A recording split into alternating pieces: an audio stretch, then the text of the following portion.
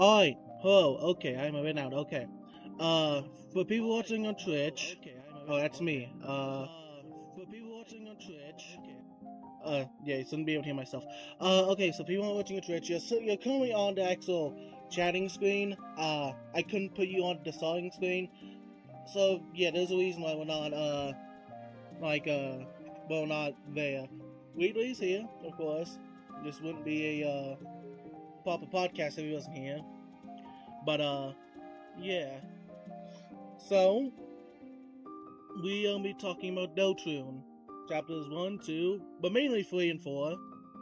But, there's anything Deltarune related. There's no hype around it. Well, maybe not as much anymore. There was no hype. But yeah. I am I am Apple, and other voice about here is me, Wheatley. Okay. So yeah, this is the screen the Twitch is seeing.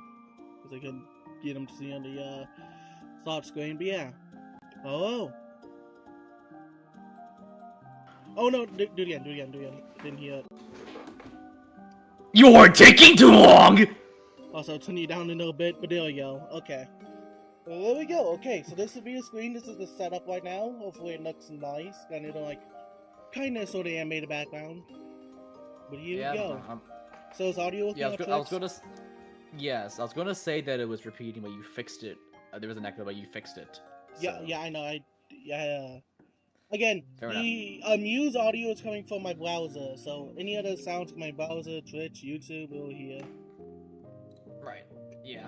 Okay, so now we'll move. That was the one thing, but yeah, it was fine. But anyway, so Deltarune. We all love it. We all hopefully have played it. If you haven't, then why the fuck haven't you? Spoilers. Definitely spoiler.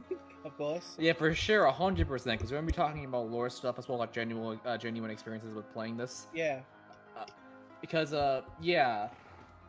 So, okay, actually, where to begin really?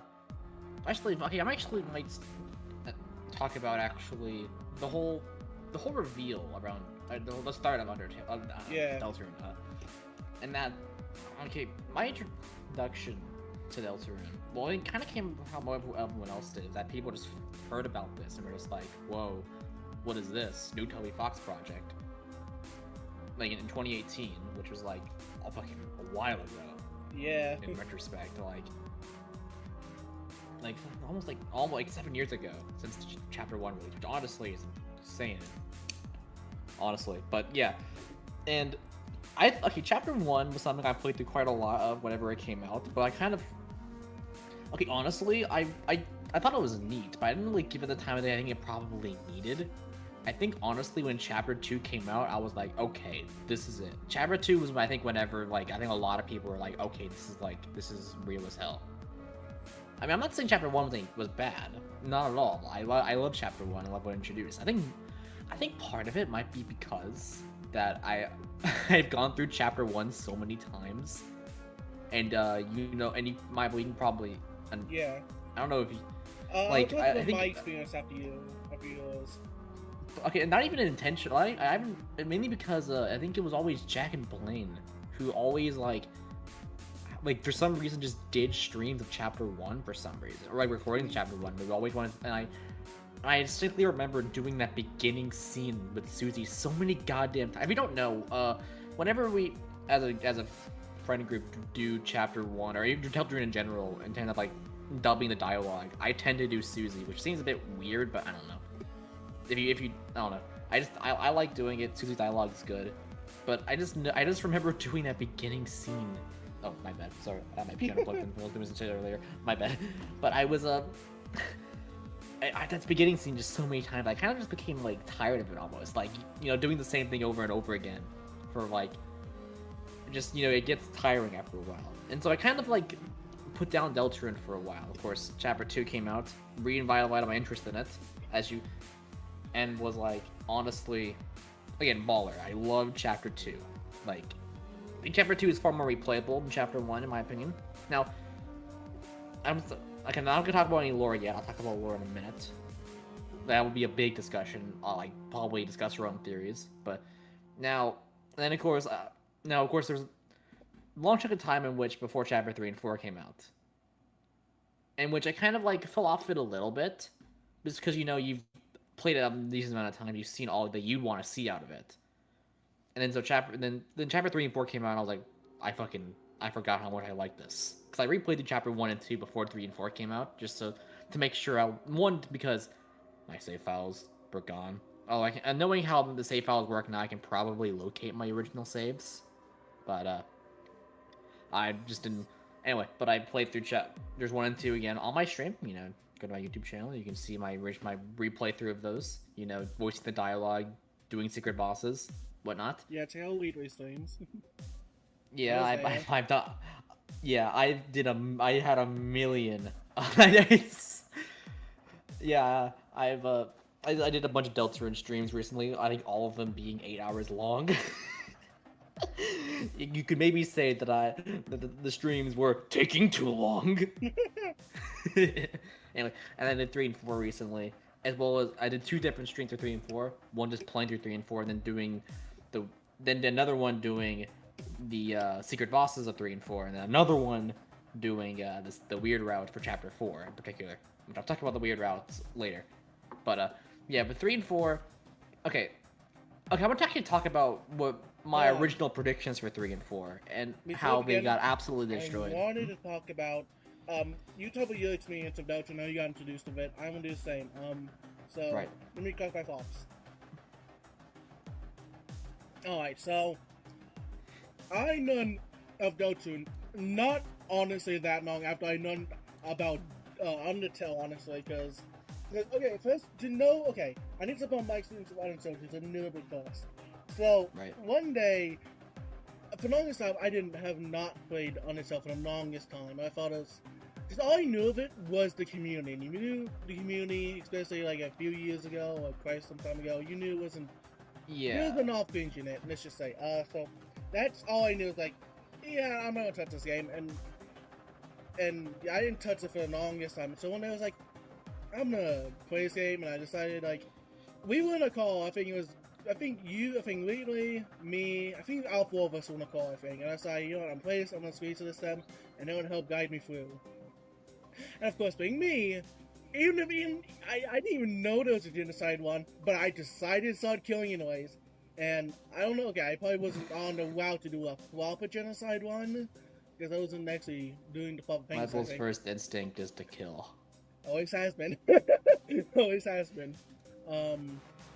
So, I think I was going down a neutral route, honestly, so... A very bloody neutral route, but a neutral route nonetheless. So yeah, I was doing that. I screen saved it. I don't know if I got through that game. I don't know if I got through Deltarune that session, but I did eventually complete it. I think my first one was a neutral route, so I got Omega. Yeah, Undertale.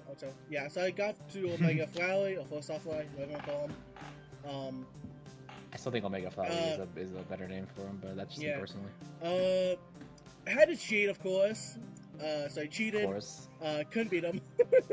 I was never good at these games. And some of you know, even now, with Deltarune, I still have to cheat. Especially the one cooking minigame. I just could not. That was my Apple had to cheat at the fucking chapter 3 cooking minigame. I just couldn't. Alright, I just could not with that game. So we're gonna get onto your cheating habits in a minute here in terms of stuff in this game. You know, whenever I'm playing Deltarune stuff, I'm cheating and doing. Basically, the game has no, like, difficulty for me because I'm cheating that much. I'm not good at these games. I'm the slowest person. I'm good at halfway too. That's my stick, alright? So, yeah. Deltarune, that's died. I'm pretty decent at this. Yeah.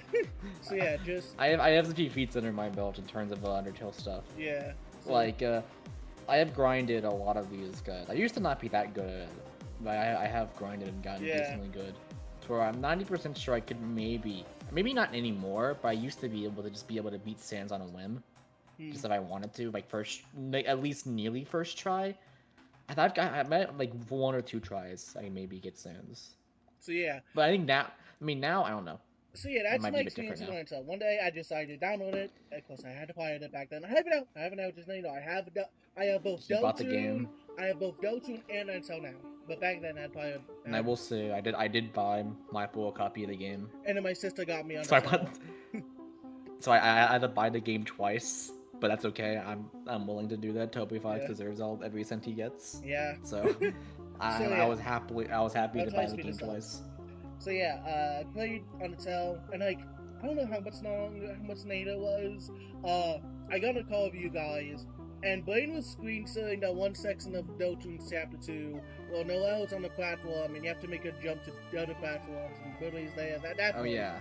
So that room was my first experience with Deltarune. Also, Deltarune. with Deltarune. So it's like, huh? Okay. And then, also, this GIF I'm about to send, you guys kept sending on. This GIF, you might already know a GIF I'm about to send. I can't send on stream because I don't have it set up. Where is it? This GIF right here. This GIF was like, I don't know, it was cool back then. I remember seeing this GIF a lot. Sorry I can't show it on stream chat.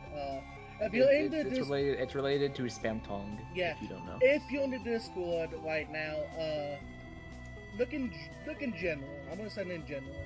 That's a classic one. Holy shit! I haven't seen that one in a while. Yeah. So yeah, this was like a really cool gift. I saved my favorites. It's at like the bottom though, because that's one of my first favorite gifts. So yeah, I'm gonna send in general. But yeah, so this gift and that room was my very first experience of Deltarune. It wasn't even chapter 1. It was like that, which is fine. It's not bad. Yeah, fair enough. And then I watched Wayne play. I think he was failing to be. Yeah, I got stuck on Berlin. He got stuck on Birdly too. So which then, is still hilarious to me. So then, will never live that down. I never left that. And this is last one. I was gonna play Deltarune myself. I saw playing it. I think even the Wheatley, I think she had the sound of wings there. But at that point, I was not used to these games with all these dialogues, so I tried skipping through it, and I wouldn't know what to do. Because I had no idea what to do. Now but it's not what I do now. I actually can sit through the dialogue. I know I can read. I can always read. I was just too bored to. But, yeah. So yeah, that's basically my experience of, Undertale and Deltarune. Yeah, I mean, moving back to Undertale for me, I mean, I found it whenever it was like new-ish, and so I kind of lived through a lot of the original hype, and I'm kind of like, I think I'm lucky to actually be able to play these games whenever they're coming out. So it's definitely something that you can maybe say, because I think it's that's definitely neat to have. Anyway, so actually I want to talk about chapters 3 and 4, namely when it comes to my original predictions for Chapter 3. I may have shared these a little bit back in previous streams, if you pay attention, but I had like an idea, and I mean, these are like based on the information that we had in Chapter 2, and also based on the pattern that I thought I saw developing. I'm glad that Toby went away from this. I'm honestly happy that I'm wrong here. And this is relating to weird routes as well as the stock game itself. So, of course, we knew that Chapter 3 was going to involve Toriel and Undyne in some way. As we saw Chris open that dark fountain right at the end of Chapter 2, to start Chapter 3, and Toriel was in that room, so we knew she was going to be in there at least. And of course, the call that she made to the police right before meant Undyne was probably going to show up. And so we knew that those two would be in there before, like by default. Now, I will say I thought they'd play more of a role in Chapter 3 and 4 instead of being like there for like a second. Well, surely it was EP, yeah. Yeah, but also I thought it just kind of showed up there at the end, which to be fair, that also probably is whenever she actually showed up, like in world. So honestly, that kind of checks out. But I thought they'd be more active characters, like how Noelle and Birdly were in Chapter 2. That's why I thought they'd be. Which is, I mean, it's fun they're not. Again, Toby has his reasons, and I'll let him have those reasons. And, but my main thing is that I have is with the weird route with that chapter, how it would go. Well, one, if you know, Chapter 3 doesn't really have a weird route. You doing Snowgrave in Chapter 2, all it changes in Chapter 3 is a couple of dialogue options. That's really it. There are a couple of dialogue choices that are different in Chapter 3. and that's really it. The main changes come in Chapter 4, because 4 is very Noel focused. Now, I thought that the weird route would be like an individual thing each chapter. That it would have like, oh yeah, you would do something with another character. That Chapter 2 happened to be the Noel chapter, and then Chapter 3 would maybe be, oh yeah, you do something with Toriel and make her do something, or whatever. But of course, I think it's becoming clear now that the weird route is entirely Noel focused. Getting Noel to do particular things. And so whenever she shows up, it's like, oh, things are interesting. Like, I'll talk about more in detail with those later, because I want to talk about what the weird route maybe means, especially when it comes to actually characterizing Chris. Why did Jack just send me this? Huh? What you? Jack just sent me some shit at random. I will say, if anyone wants to join, I'm sorry I don't be able to, because I won't be able to get the waveform set up. Because this doesn't have multiple audio tracks.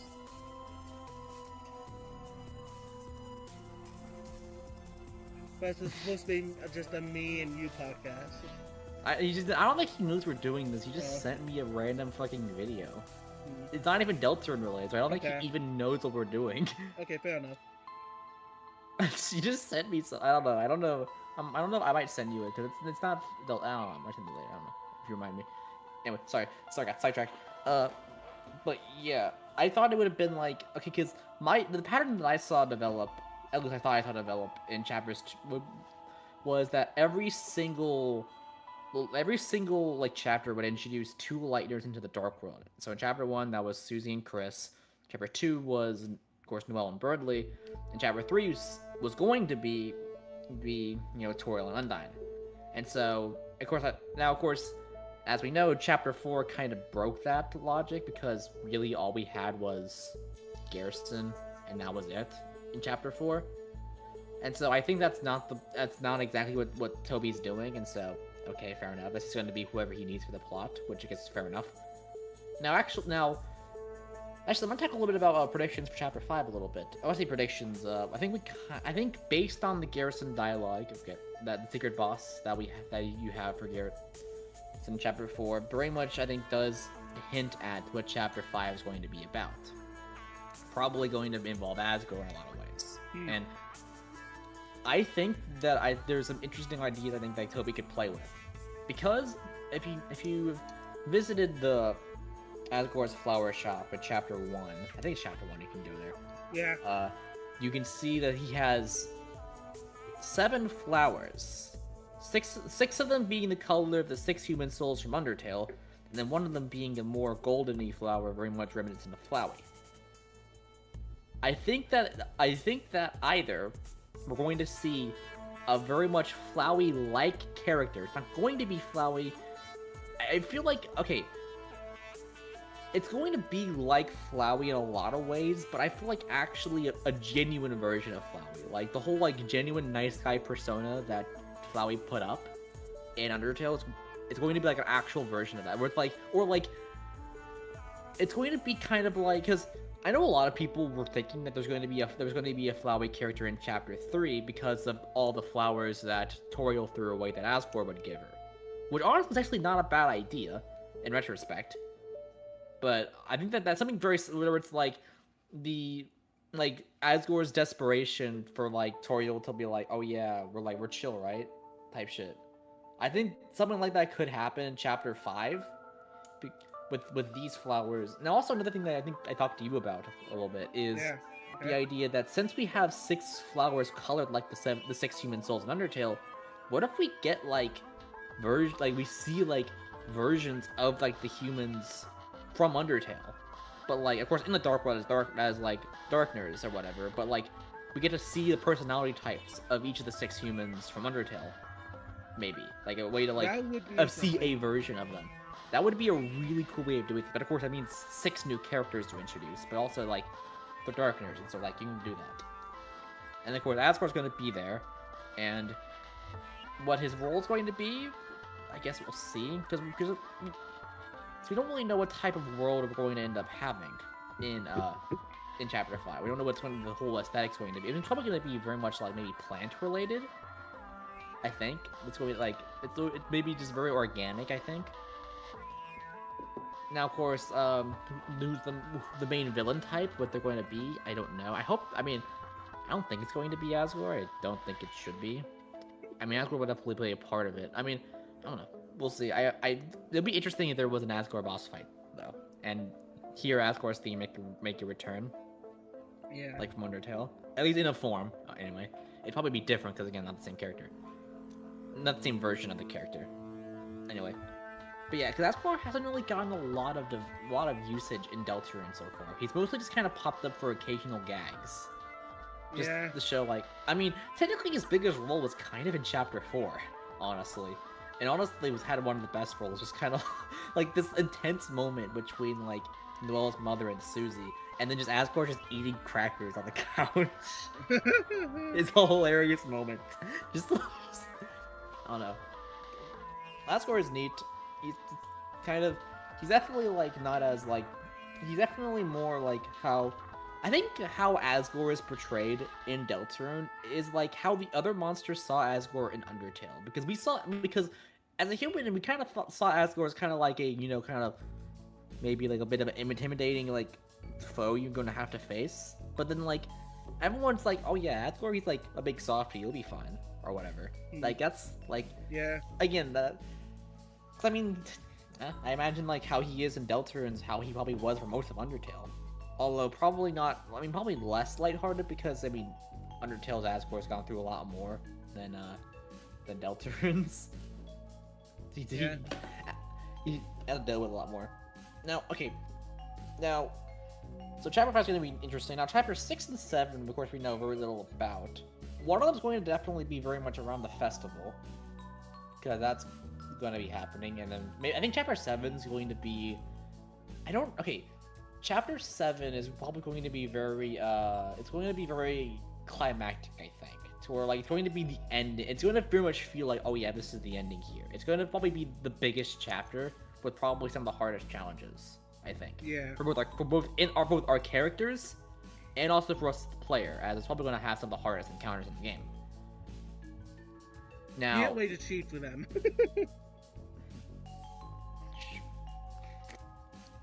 Make me mad. Now, I will say, I don't know if this will happen, but I really hope there's another Sans boss fight, and that's harder than the first one.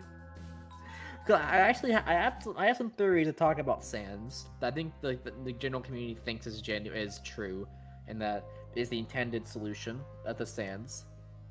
I might talk about it a bit now. Sorry, my boy, if you don't get the voice say a whole lot. But, yeah, but you have most of the feelings. Yeah, is that in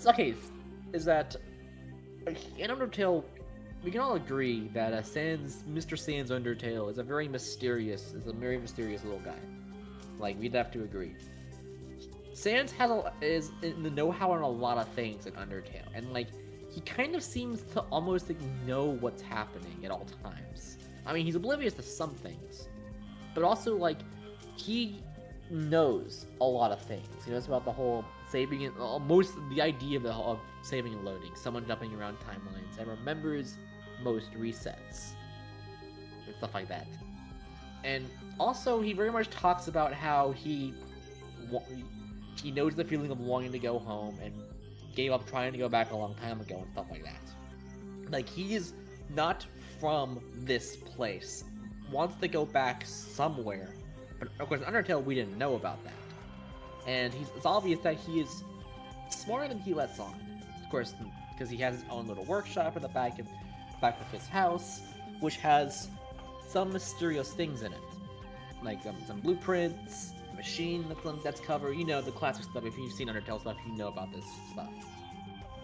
Now, that room, plus some of the stuff that's in it, is very telling. Of course, there's a blueprint with some handwriting that the player in Undertale is unable to read. A lot of people thinking it's Wingdings. Maybe. It could not be. It could just be bad handwriting. Again, I mean, I have to actually look at the exact dialogue, probably, to be able to see, but anyway. And of course, there's the tarped up machine that seems to be broken. I think honestly the biggest thing that might tie this to Deltarune is if you interact with some of the drawers in that room, you'll find a picture of Sans and 3 other individuals that the player in Undertale does not recognize. That's important. With the text "Don't forget" on the back of it, or somewhere on the picture. Now, as "Don't forget" is a well-known motif throughout most of Deltarune, I think this is very much tying towards Deltarune. Now, of course, I'm wondering how can something in Undertale in towards Deltarune? Deltarune is definitely was made afterwards. Well, here's the thing: Toby wanted to make Deltarune since he made Undertale. If you actually look into the development history of Undertale and the whole reason Undertale exists, is at least what I've learned anyway. Undertale was kind of like a stepping stone, like a proof of concept game. Which is weird to think about now as we know Toby for being the Undertale guy. Undertale was a test to see if he could actually make a game on his own and do everything with it. Basically make the game, make most of the art, although he had some help with that, even Undertale, and be the composer, be everything. And it worked, and because the main game he wanted to make was Deltarune, and I think he had most of Deltarune's plot planned before Undertale was even in production, as we have some dialogue written for some Susie and Lancer dialogue for Chapter 1 written during Undertale's development. And so I think Toby very much had Deltarune in mind whenever he was making Undertale. And so and then the main theory is that I think most of the community would probably agree on is that Sans and Deltarune of course, Sans and Deltarune is the same Sans from Undertale. Now, that was a theory that's been a thing since Chapter 1. However, I think the original theory was that maybe that Sans went from Undertale to Deltarune. I think one theory I saw was that the Sans in Deltarune is the Sans right after the genocide run, because Sans says, "Hey, but pirates, I'm going to Grillby's. Want anything?" And is the final line he says in Undertale: Genocide Run. And of course, in Deltarune, the first place we see him is by a very similar Grillby's-like establishment. Yeah. And of course, just scrawled out the Grillby's and just wrote Sans instead. Now, actually, interesting is I don't think we ever see Grillby in Deltarune, unless I'm mistaken. Yes. Sans took him out back and killed him, so he could have his soul. That's my feeling. Killed him. Sure, buddy. But anyway, but now of course I think that theory is kind of like very far-fetched, I think. And so I think that the theory now is that the Sans from Undertale actually originally from Deltarune, and that the whole I want to go home thing that he's feeling is like he wants to return back to his like previous, I want to say, universe, or like universe, like original home or whatever, because he went to Undertale for whatever Undertale would be to him, like for whatever reason, and then got stuck there. Because I mean he talks about in Undertale's genocide run about. Actually, I might even look up. Hold on. Ignore.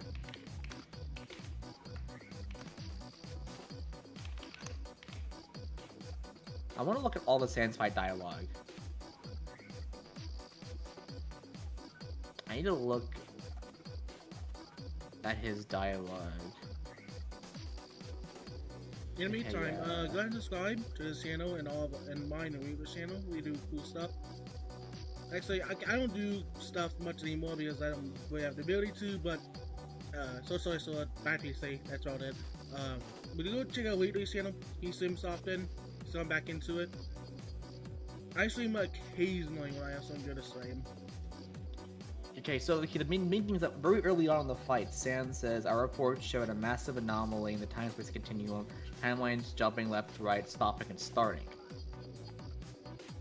And so, that, like, our reports meaning that maybe Sans went to the Undertale timeline to just investigate something.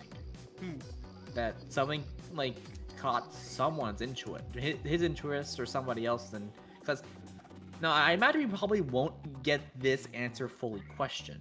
This question will not be fully answered. I feel like, because I feel like what's going to happen is in Deltarune, in Chapter 7 or something, after we probably may or may not meet Papyrus. Okay. Hopefully we meet Papyrus. I would really be mad if we didn't. I think Toby knows that we want to see him. He's probably only for one chapter. Anyway, we're going to. Sam's gonna be like, yeah, sorry, like, hey kid, I'm sorry to say this, but I'm gonna be going away pretty soon. But hey, you want a photo to remember me by, or whatever? And like, he takes a photo and like of you of like, okay. By the way, I'm gonna make a prediction. The 3 people in the photo that Sans has in Undertale is probably Chris, Susie, and Noelle. It's not Ralsei, before you say, because Ralsei makes no sense, because why the fuck would Sans be in the Dark World? Sans is not going to be in any Dark World, let's be real. That just does not make sense for him. As much as I would love him to be in like as a guy in one of these Dark Worlds, I just don't think he would. Okay, if he is, my theory, this is a bit of a joke theory, or it's a fun theory, is that the only thing he's gonna ever do is just sell hot dogs. That's what he's always gonna do. He might do like pull a Garrison and kind of just be like a character who shows up and talks to you every once in a while, but doesn't really interact much with the plot of the game. And that my theory is a bit of a joke, but yeah. Yes, he will definitely. I mean, I think at this festival he'll probably also just sell hot dogs. I feel like that's something that he would definitely. He would just create a hot dog stand and be like, hey, get some hot dogs here. He might even stack it on your head too, like he does in Undertale. That'd be really funny. But yeah, so because like Undertale, it talks about our reports showed a massive anomaly for continue or whatever, and so like that could be why he went to Undertale in the first place, but then got stranded there, and then couldn't leave because any attempt he made to go and any attempt he made to try to actually put reasonable effort into fixing his machine would of course be reset because timeline anomalies. Yeah.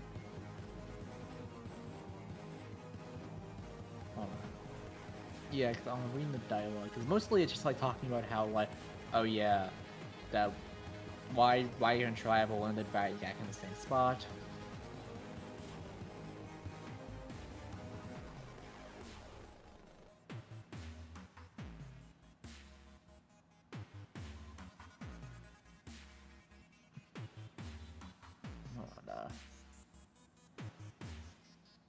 I'm sorry, you can say some things. I'm looking at dialogue right now. Yeah, I probably said. So next. So. Delta related, hopefully. No, okay. Something I don't know if Waylay's brought up is that what was I just gonna say? Oh yeah, that if you talk to like, the saw person in Snowden, so he just says that Sans just appeared one day, which kind of supports his theory even more. That that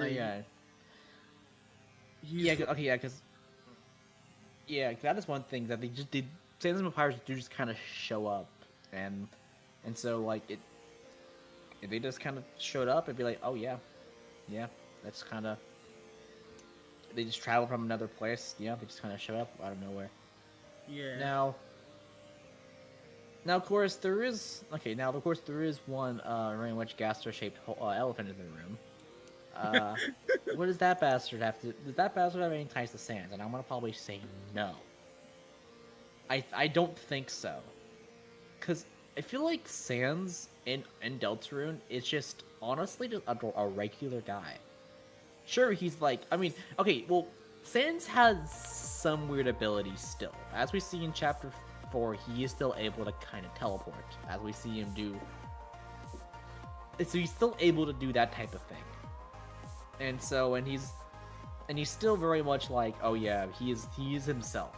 Still. Like, he acts like himself, but at the same time, it's like, he doesn't seem to have any knowledge of Undertale at all. At least, in the course, he's unable to attack, well, I guess, because I can't really reset like you can in Undertale. You mean you can like create new save files and delete saves and do them again, but it's like they're always the same no matter what. There's no like memory thing like an Undertale. Yeah. Like, that system looks completely different, almost. Yeah, it's almost entirely different. And so so I think that stuff probably is not as canon as it is in Undertale. At least as far as I can tell. Now, of course, of course, actually, there is, of course, the elephant in the room, the fact that Sans has the Gaster Blaster technique. The fact that's literally called Gaster Blaster is peculiar. I mean, actually, I do kind of wonder, where's that name come from? I would Like, think if, like, probably maybe some in the files, honestly. That's probably, because I don't think that attack is ever named. Yeah. That's always just, yeah, it's always just, that's just like the name, yeah.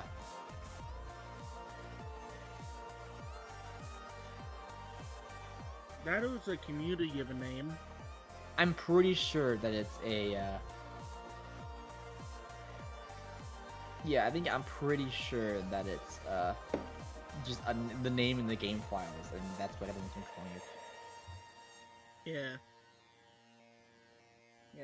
Yeah, same. You probably realize there's gonna be a lot of Waitway, like, there's gonna be mostly Waitway's podcast. I'm just here to agree with him. And if I actually do think of something, if I do see a flaw in his theories, I will point him out, but I'm just gonna be agreeing with him. You probably just put me on Noop, put me on a soundboard saying, yeah, and that's all I would need to be here for. Yeah. Yeah. Yeah, so that is something I really much want to see elaborated on, is the whole Sans and Deltarune thing. Because there's a really good video that somebody made that I think it's like how to kill a time traveler. To where I think that they kind of like I wanted to show you that video, but I watched it before. Yeah. They kind of goes into like the fact that Sans could just be here for, and then kind of like a mental philosophy of like, if you were in Sans's position, how would you act type shit. Like, and I think that is an incredibly interesting video, interesting way to portray this type of thing. Anyway, now speaking of lovely to just that video I think is made by a person called Sock Muppet, I think, something like that. Yes, good quality stuff. I watched a few of his stuff.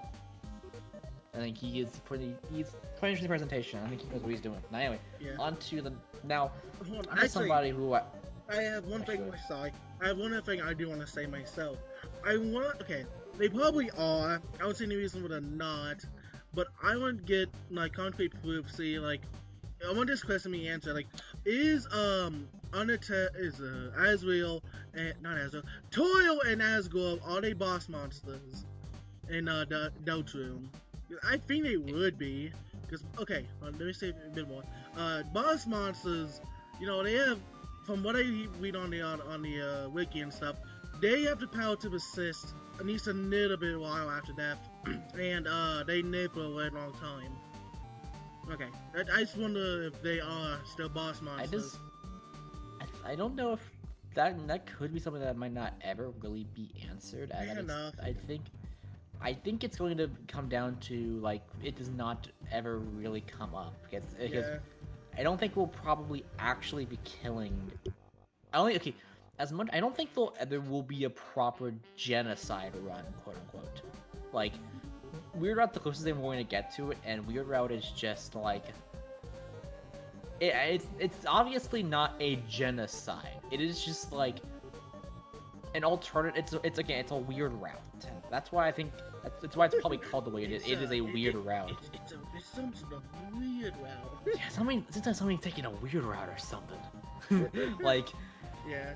It's a deviation of the standard route, and it changes things in weird ways, type stuff.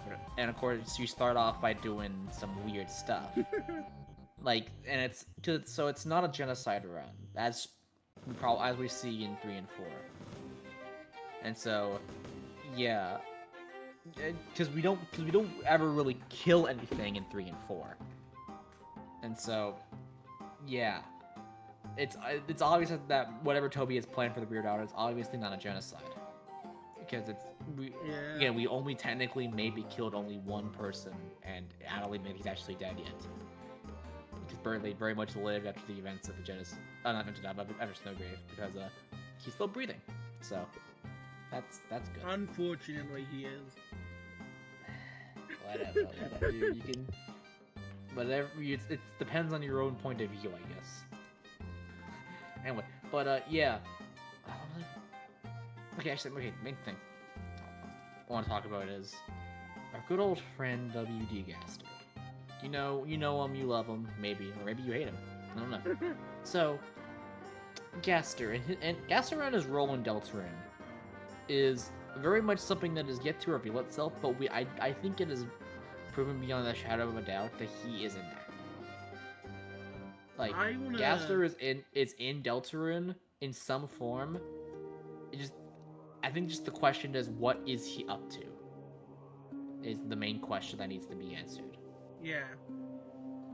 And also when or even if, like do we will we ever see him in Deltarune at all? Also, maybe it's a better question: have we already seen him and just not realized it? Huh. That could also be another question that we may. That is ask. actually, yeah, that is good, yeah. Like, because I mean, it could be entirely possible that we have seen him but not realized it. But I think I think that is very unlikely, and I think Toby would have very much made a very big moment around Gaster's a big for reveal into the game, because we still maybe don't even know what he looks like. Because of course there's the iconic fan interpretation of Gaster, who he's the Mystery Man sprite in Undertale, but again, we don't actually know if the Mystery Man is Gaster. It's maybe very possible that it is, but again, we don't know. Because there's a lot of assumptions that people can make about Gaster, Yeah, but of course we have to. Deltarune Untel's V-Man. That's what I know. Yeah, very much so. Because, like in Undertale, I feel like Gaster was really. Now, of course, since Deltarune was. I think Undertale was made with Deltarune in mind. I think Gaster was very much an intentional character that was put in there, and his appearances were very much made. But I feel like Gaster, at least what it seems in Undertale alone, is the epitome of a character that has been removed from a cut character from a video game. Like, if you were to take the idea of somebody just getting removed from a game, but remnants of him still existing, like, in the game, that's what Gaster is. But also, like, but like, I think that's a bit. But I think, like, you have to look at things realistically. Like, I think realistically, but like, think about it like lore-wise, what it actually means. Yeah. Like because I mean, the whole getting shattered across time and space thing, I don't even know if that's like even that true anymore. I think that's that true anymore. We don't really know what that means. I think what part of it is that he's an Undertale anyway. He could exist at any time, at any point in time, and anywhere. Which is why I think a lot of the fun events, like the random events that can happen at your fun value at a certain point, and it's like, oh yeah, that's why maybe the Mystery Man randomly appears in this hallway, because you just so happen to catch him at a certain point before he's ripped away from the timeline again. And now, of course, this is only relating to Undertale, because I think as far as we can tell, Gaster's actually intact in Deltarune, as far as we can tell. Unless, like, the man behind the tree who gives you an egg is, like... Because I think there were some weird theories that, like, the man who, like, gives you the egg in Deltarune is, like, Undertale Gaster, while Deltarune Gaster is, like, doing some weird shit in the shelter or whatever. Now, I think it's obvious that the shelter is far more important than I think I even gave it credit for whenever I thought it. Because, honestly, I had a personal theory in mind that Gaster was just kind of like some sort of crackhead of the town who just kind of hid in the shelter and just did weird shit. But, of course, I think now the shelter, of course, is far more, like, important than, I think, I originally thought it was going to be. And so I think it's obvious that I don't think... Okay, Gaster could still be in there. I just think he's actually doing way more important things than I think I would have given him credit for in chapters 1 and 2. Now, of course, when talking about Gaster's involvement in Deltarune, we have to ask the question, is Gaster a force for good or a force for evil? And I think there's arguments you can make about both, because is Gaster trying to bring about the roaring, or is he like trying to actively prevent it? Because I think there's arguments you can make for both sides, as a lot of people think that he's the one kind of setting up, maybe commanding the knight to do things, or having the knight do certain things, or having Chris do certain things. But also you have to realize that Gaster is probably the one who gave the player. I need to phrase this in a proper way. Who allowed the player to take control of Chris. I think that's the best way of saying it. At least I'm 90% sure that's what, because the opening of chapter 1 I think is very much confirmed. Yeah, that's fucking Gaster. Like, this is his act. I think that is like, besides entry 17 in Undertale, this is, I think, definitely the one moment in which, yeah, Gaster is just straight up talking to you. Now, of course, there was the whole, like, Twitter stuff leading up to, I don't know if you know this, Michael, but, I don't. During the lead-up, I think right before Deltarune Chapter 1 was released, Toby started tweeting certain things on his Twitter account, very much in a very particular way. You know, like our good old friend WB Gaster. I might have to go and see what it's all about, because, yeah, it was very interesting. Yeah, very interesting. very, very interesting, you could say. Yeah, but yeah, it was very intentional on Toby's part. And then, of course, Chapter 1 comes out and starts off with that sequence where, yeah, it is straight up Gaster. Even the music is telling you it's Gaster. Yeah, another, actually, was it another hymn? What was it called? Oh, yeah. Even the name of the track is also like straight up like, oh yeah, this is fucking Gaster. Because if you don't know, Gaster's theme in Undertale, I'm pretty sure it's just called hymn.ogg in the game files. And so another hymn is like, okay, you real clever, Toby. And also, like, very obviously using Gaster's leitmotif, like the most obvious use of Gaster's leitmotif in all of Deltarune. Because it's maybe in a lot of tracks in Deltarune, it's just a lot less obvious than other instances. But yeah, it's that is the most obvious use of the Gaster's theme. Anyway, and so we can confirm that that opening sequence of Chapter 1 is for sure Gaster. Now, of course, we can maybe guess at other, and also whenever at the end of Chapter 4, whenever he's like, oh yeah, you reached the halfway point, and whatnot. And also whenever he's like, wait a minute, you're not supposed to be able to win here, but you actually might have a chance, actually. I'll let you do that again. Like, whenever he's like, whenever you're doing the Secret Knight boss fight in Chapter 3. And also, like, and so, yeah. Gaster is very much like the one, and since it's at least oversaw the creation of your vessel. Now, will the vessel ever come back again? I imagine it will, considering that it is in your save file. Like, yeah, I don't, like, if you actually look at your... That's gonna be the biggest red herring ever. Probably, honestly, like, but at the same time, it's like, it's still stored in your save file. Like, everything related to that is stored in your save file still. And so I feel like it will get used at some point. In some way, it will be used, I think. But of course, we'll just have to wait and see. Because again, we'll just see.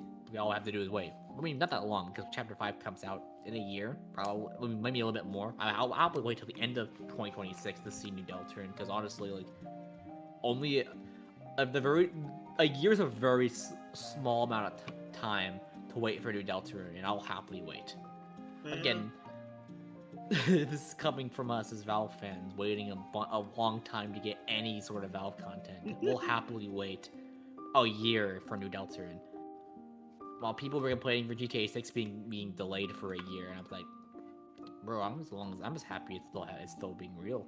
Like, Yeah. again, maybe this is our tattered Valve fans being like, yeah, waiting like 10 years for a game to come out. Like any Valve game to come out. So like, yeah. Anyway, so yeah, next year is going to be kind of crazy for Deltarune. Well, Chapter 5, because Chapter 4 very much is like, okay, things are real now. And I think Chapter 5 will very much like, will definitely carry that same tone of like, okay. Because we have the surprise encounter of the night in Chapter 3, which I think nobody saw coming. Like, I definitely did not expect to encounter the fucking knight in Chapter 3. Like, that, because the knight felt like very much a late game boss fight, if you know what I mean. Like, it'd be something that you'd encounter, like, in Chapter 6, or even 7, even. Like, oh yeah, we're gonna fucking beat this guy who's been creating all these dark fountains or whatever. But then you just encounter him in Chapter 3, it's like, oh, fuck. And of course, like, his boss theme is so, like, different. Like, it's Black Knife, by the way, in the soundtrack, if you want to listen to it while I'm talking about this. It is way darker than any of the tracks beforehand. Like, you're listening to Chapter 3's OST, you know, it's all, like, the really fun, you know, antenna tracks, you know, like, all the fun, like bounty tracks, you know, and then, boom, like, Black Knife shows up, and it's like fucking just whacks you in the fucking face. Like, it's honestly, like, the tone shift is honestly incredible. Yeah. And like, that's why, and honestly, that's why I like that track so much. Is that, like, and very much it's like the start of the, wait a minute, things are getting real now. Lock the fuck in, you know. And it's like, just, you need to, like, lock in because things are real. And then of course there's the Titan fight later in Chapter 4, and it's like, oh, okay, like, that's also like a moment. That's a moment that everyone will encounter where things are, like, actually real, because that track's also very similar to the Guardian, to the Night track in a lot of ways. So whenever you fight that Titan, and so, yeah, it is. They're vibes though. I like them. Yeah. But yeah, so Chapter 4, 3 and 4 very much were like, things are getting real. We need to lock in. Like, yeah, so, and I appreciate that, because, like, and also I will say, I kind of want to gauge some interest on this, but like, I love the sequence, like, after you just defeated the Titan, maybe defeated the Titan, sealed the Dark Fountain, and you walk back to your house after it rained, and then you just come and you just show up and you're like, oh, you see Sans befriending your mother, and it's like, okay. I mean, I still think that is the funniest scene. Yeah. I mean, okay, no, the funniest thing in this game is, you're taking too long! Yeah. But that's just me personally. That's me personally thinking that. I'll call you in the morning, by the way. I know it's your night. It's something that bad. Yeah, it isn't that bad. Listen back to it. Isn't that bad? I think you're already saying you're doing a good job at Yeah, the music's good, right? The volume. Yeah, it seemed fine. Okay. It seemed fine. Yeah. So yeah. Now, okay. Now, of course, okay. Now, on the topic of weird things relating to the chapters, you know, talking about the Gastro whole thing. I think a question that I think very much, I think, has the community divided quite a bit. I don't know if it's divided anymore. I have to see the general consensus. Is what the hell is going on with Chris? Now, actually, I want is that because Chris is very much a very interesting specimen. I want to say, as now, of course, Now, I think, honestly, Chapter 4 does a lot to give some characterization to Chris. mainly when it comes to Chapter 4's Weird Route, as we get to see a lot, well, Chapter 4 in general, we get to see a lot of stuff in relation to Chris. Like, okay, there's maybe some spoilers for the Weird Route stuff for Chapter 4, and so, again, maybe mute this section, or just, I don't know, wait, and play the route yourself, I don't know, just in case you, anyway, but, yeah, Chapter 4's Weird Route, we get to learn a lot about Chris, because, as you'd probably know, it's obvious that we, the player, are taking control of Chris, and Chris kind of does not want to be taken control of, as very much we see these moments in which he basically tears us, the player, out of himself, and so he can act on his own accord for a while. Now, of course, it's obvious he can't stay in the state for long, as why the hell would he put us back in if he's freely able to rip us out at will? And it happens, as we see, it happens when most of the time whenever things happen that he either does not like, or it goes against his goals, or just whatever, he just needs to do something that he does not want us to see. Because I want to provide some personal some explanations as to the moments he rips his soul out in the other chapters. Now, in Chapter 1, I don't entirely have a good explanation as to why Chris would tear out his soul in the end of Chapter 1. Because we don't really see what he really does. All we see is just... I mean, it's to be an introduction to the whole concept, but anyway, we see the whole, like, Chris with the knife, and, you know, his wicked smile and glowing red eyes, which is sick visual, by the way. But I don't really see a point as to what this accomplishes with Chris, and, like, why he would do this. Yeah. But, because that was the hardest I think I had to, because I mean, there's obviously more afterwards, because of course he goes down and devours that pie, which, you know, baller, good for him. But of course, we don't know what else. We don't really know what else he does, because I mean, we could say he presumably maybe goes and creates the Chapter 2 Dark Fountain, which I don't think he does, but we can maybe assume that. But anyway, now I think I can very much probably say what happens with Chapter 2. But the main thing is, both with Weird Route and non-Weird Route, I want to say that, okay, so Chapter 2, while Susie and Tori are baking that pie, Chris goes and rips out his soul and then dives out his window. Now, I think what's happening here, one, he's setting up, the main thing I think is happening is that he is getting instructions from either the Knight or somebody closely connected to the Knight, like we saw in Chapter 4. You know, he's on the ring telephone talking to the Knight or something. Basically, which could happen in Chapter 1 as well. But it's basically, I want to say that he is the main reason why he pulls us out and confines us in that cabinet is that he puts us in a place in which we cannot move and escape from, so that he can have a conversation with the Knight without us, the player, knowing about it. And so what probably happens, at least in the regular route, is that he gets instructions from the Knight about what needs to happen, and then he does he does the stuff, you know, slashing his mother's tires, and then of course coming back and getting putting his soul back in himself, because of course he needs that. He can't live without it seems. Yeah, I said earlier. And so, but I think that's the main thing, is that he went off to do something so that us, the player, would not see / know about. Now, in the Weird Route, as Noelle says, Noelle of course says, like, oh yeah, the night after Chapter 2, she couldn't sleep after what happened, and of course Chris showed up and reassured her that everything's going to be okay, and that Berdley's fine, that it was all a prank, and specifically not to tell anyone about it.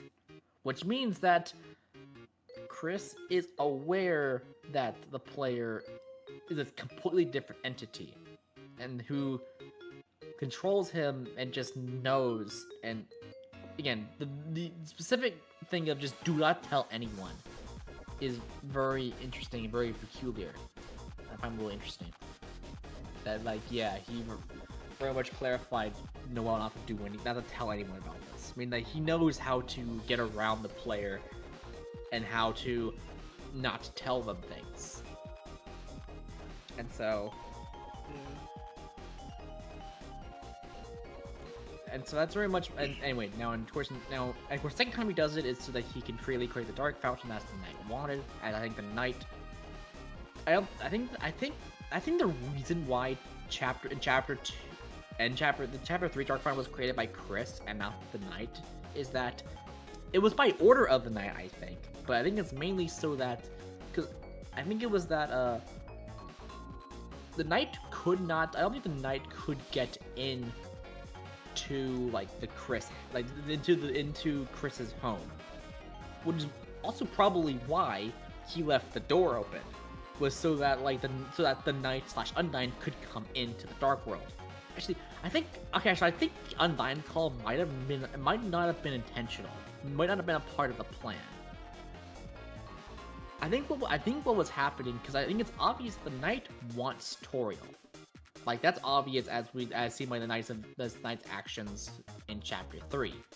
That like the Knight wanted Toriel at first, but then saw Undyne and was like, you know what, that will work. They just took Undyne instead. I think they needed both, and Undyne just happened to show up. Because I don't think that Chris intended for Toriel to call the police. I think what the main purpose was, slash the tires, so just in case that Toriel needed to go somewhere she couldn't. I think it was to keep her from escaping.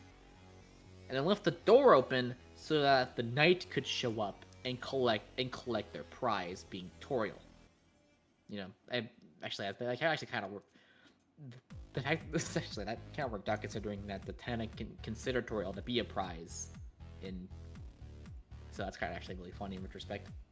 Anyway, details. But yeah, so I think the Knight, personally asked Chris to create the Dark Fountain for chapter 3 because the Knight just could not do it, and they wanted Toriel in a Dark World to like yoink her up.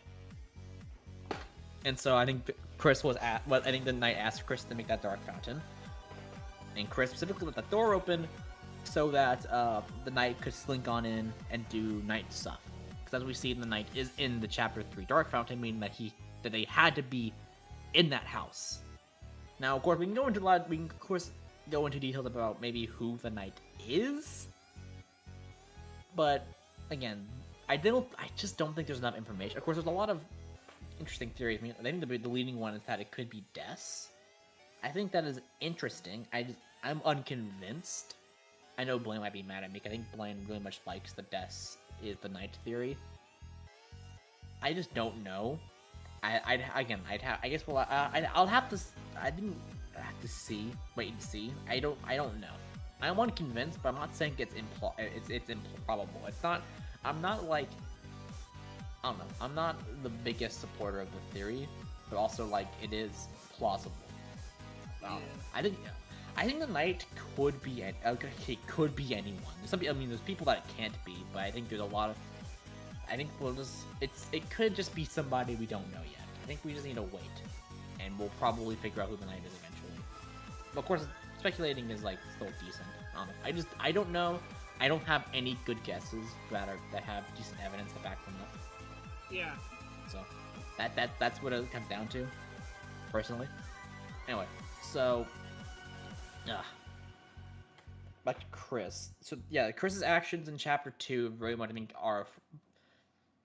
we're told by the Knight to do so, and then boom, that happens. Now, of course, in chapter 3, we don't really see Chris plot a soul in chapter 3. Yeah, we don't. I mean, we don't really see any independent Chris moments in chapter 3. I should count the chapter 3 secret minigame where there's kind of a little bit of some. But, small Chris. Yeah, mini Chris kind of stuff, and also like some little moments from that. But I'll talk about maybe a little bit later. But I think chapter 4 is the most most we see of an independent Chris, both in Weird Route and normal. I'll talk about normal because we see that Chris like wanted to wanted to put his little soul in a box, but lost the player in a box that he thought would be in a room that he thought would be more secure. And then like so like Chris could receive more instructions from the knight, presumably. And then of course the the player escaped and vented, as funny among us vented. And so that happened, and I don't think Chris intended that to happen. And so of course we also know that Knight definitely is in cahoots with Chris, as in the secret boss fight we see that, like, either intentionally or not, Chris does less damage to the Knight, doing less damage than fucking Rousey, no matter what your attack stat is. Which is, and also, like, the Knight just does not hurt Chris as hard as he hurts everyone else. Like, if you notice when you're playing the fight, whenever Rousey or Susie get downed, their HP to get back up is like negative 999 or whatever. While Chris is like a more reasonable value of like negative 80. And also whenever Chris gets down, whenever Rousey and Susie get down, it also says the word I do want to swoon.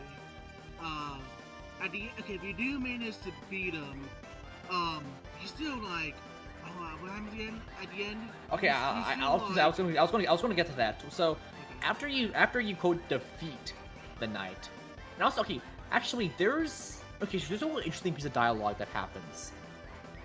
Like, I think if you take 0 damage, if you do a no-hit run of the Knight, which is incredible if you manage to do that, incredible skill to do that. There's like some flavor text to where it says like Chris whispers something and the Knight like nods or something.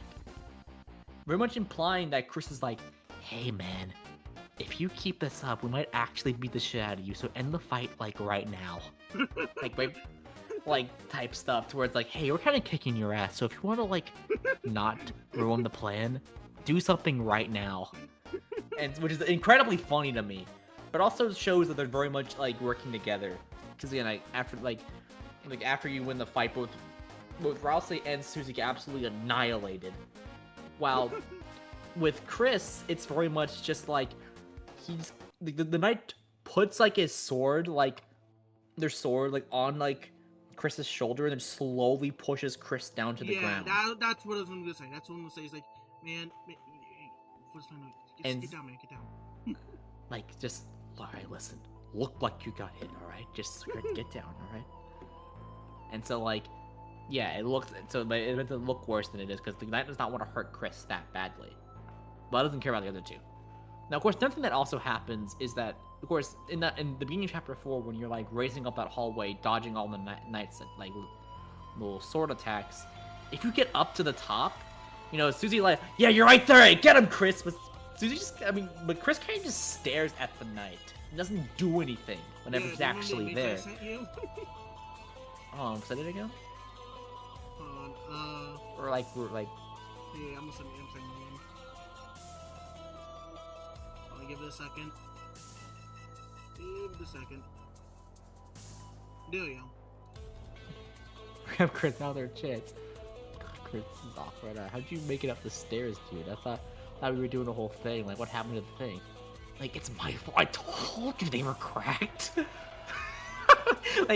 It's my fault. I told you they were cracked. Damn, Chris.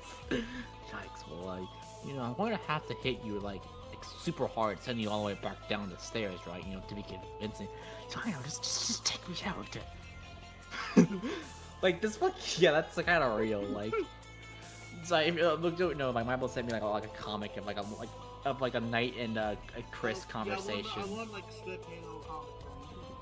Yeah, through the little conversation that the Knight and Chris have whenever Chris reaches the top of the stairs and the Knight and somehow manages to survive all the attack. Also the idea that Chris is I don't know what to tell you, man.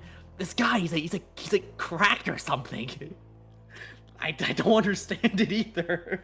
The idea that Chris is gets, because You can Again? see moments to where like Chris gets visibly agitated by what the player says, or like gets confused by what the player does or says. Well, I said probably. Because mainly when they're relating to the weird route in Noelle, as I think we see Chris have the most valid crash out I think I've ever seen in my entire life. If you don't know, in the weird route, the weird route is entirely like the player's doing, and Chris is very much not a fan of your antics. Yeah, if you're looking. As again, if you're in the Discord, I've sent the image I sent to you. you have the Discord linked in the like descriptions and stuff, right? Yeah. Okay, just making sure. Anyway, Yeah, I do. so like because if you're doing the weird route, you'll notice that all of the options that you have in order to cancel the weird route are all like regular dialogue, like, oh yeah, I'm sorry, we'll do the puzzle together, or some shit like that. While in order to progress, you just say, proceed. And it's just like, it's two completely different tones of text. And it's meant to be obvious that Chris really doesn't want you to be doing what you're doing, but of course has no control over your actions here. As and he's unable to really stop you. And so he's basically just kind of a prisoner and watches as you just absolutely just like mentally like destroy his childhood friend.